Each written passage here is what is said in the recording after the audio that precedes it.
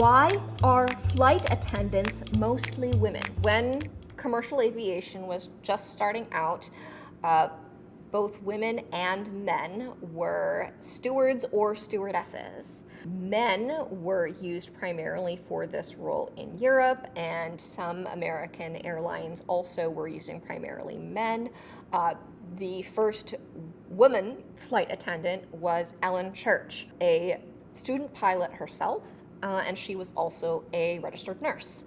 And she wanted to be a pilot. She got basically laughed out of the office in 1930, and then she came back with a contrary proposal. She would become a flight attendant. And her being a registered nurse was a pretty important part of it, because at this time, airplanes are flying mostly below the clouds. Cabins are not pressurized. It's not a very comfortable experience. And so having a registered nurse on board was a pretty big asset. Eventually, it was decided by especially marketing groups for airlines that they shouldn't have men filling the steward role anymore. They would only have stewardesses or air hostesses who would basically be treating the passengers like honored guests in their homes or things like that. There was also a lot of sexism that went into this decision, of course.